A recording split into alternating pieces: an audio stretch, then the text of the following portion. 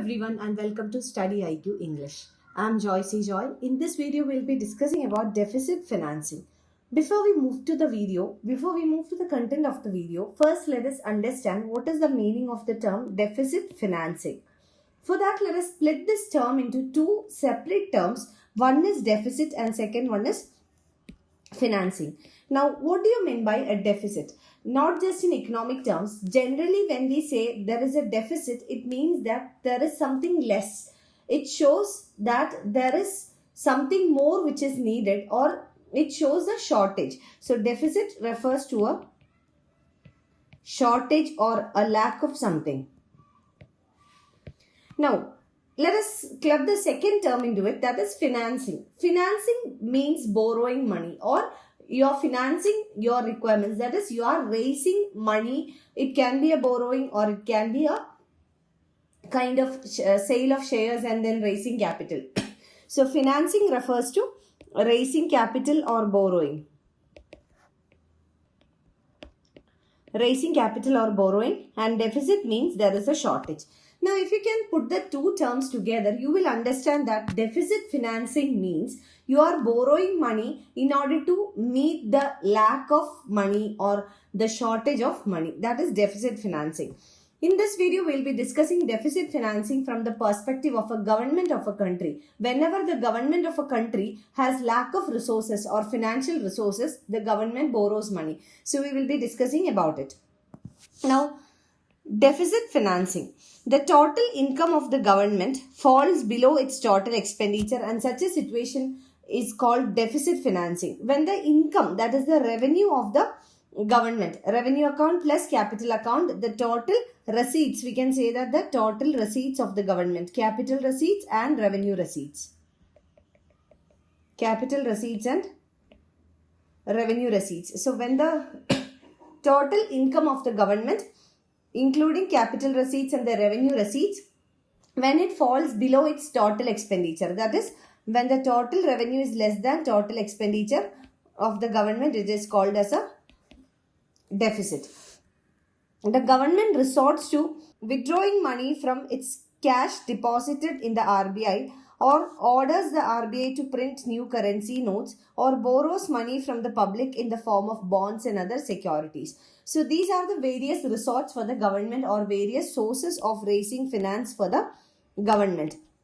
First one is withdrawing money from the cash deposited in RBI. Government must have deposited some money with the RBI. Government can withdraw that money. That is one source. Second one is the government can ask the RBI or the monetary authority to print new currencies. That is another one. We call it as monetized deficit.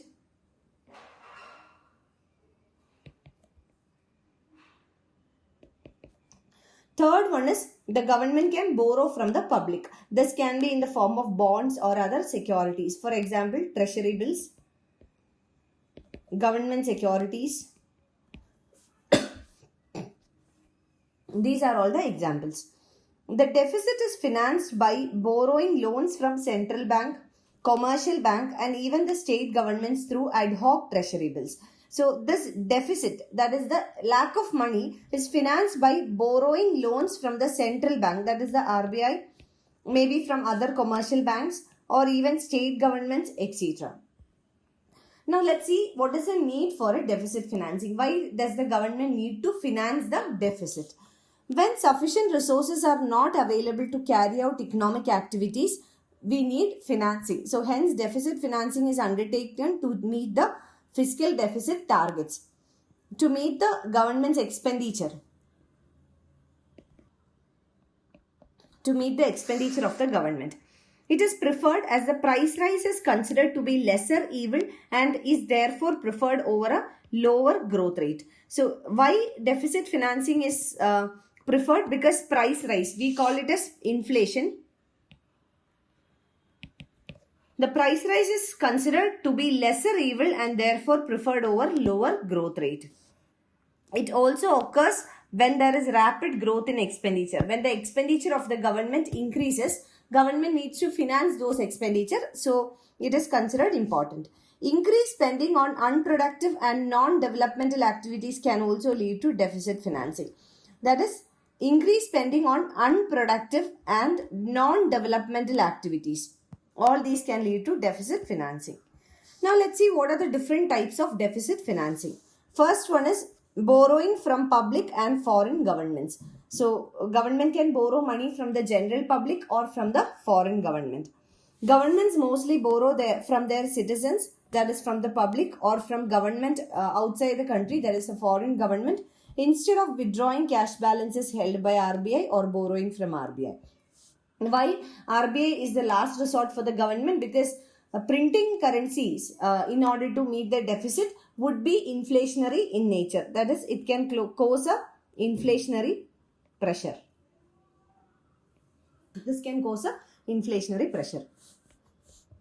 Borrowing from the public does not impact the money supply in the market, as when the government borrows, there is a transfer of ownership of money. When the government borrows money from the public, it does not cause an inflationary pressure.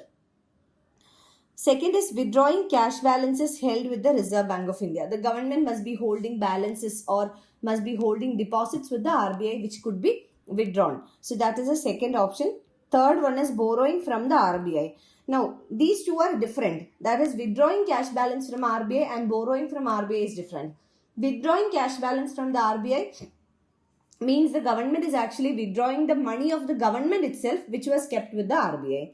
Whereas borrowing from the RBI, it is different. Why? This is different because borrowing from the RBI means that the government is asking RBI to print new currency. Now, let's come to the impact of deficit financing. It increases the aggregate expenditure, which in turn increases the aggregate demand and hence risk of inflation. When the deficit financing of the government increases, it means that government is borrowing more money. Now, why do the government borrow more money? Government borrows more money in order to spend it on the economy, so that the expenditure of the government on the economy increases. This will pump more money into the economy, which in turn increases the money supply in the economy, which will push the aggregate demand, and this can cause a demand pull inflation.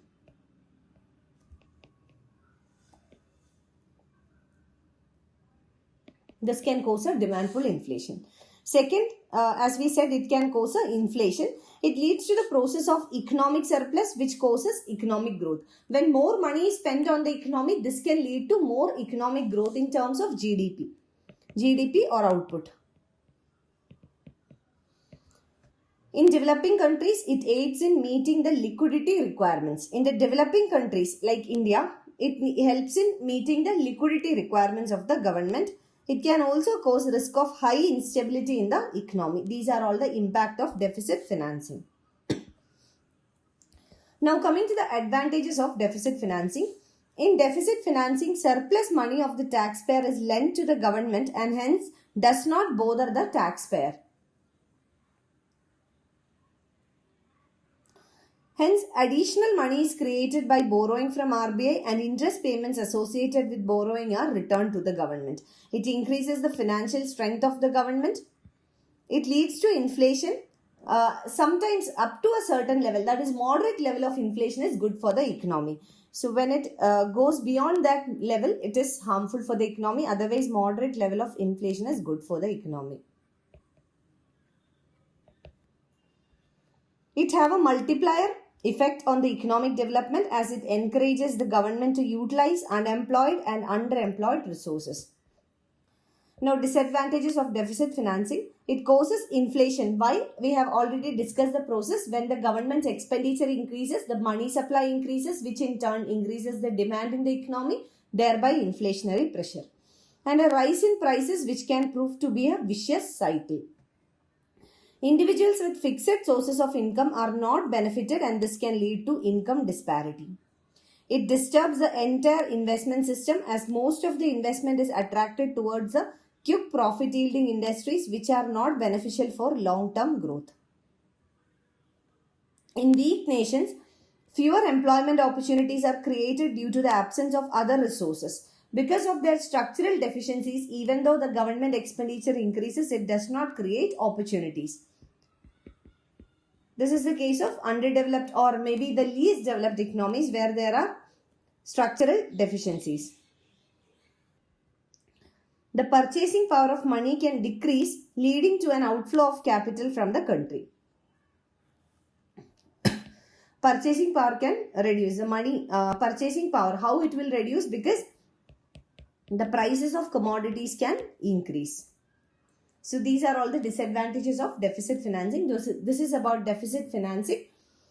We have discussed about various sources of deficit financing, the advantages, disadvantages, and the impact. I hope this was a useful one for you. Thank you so much for watching. I wish you all the very best.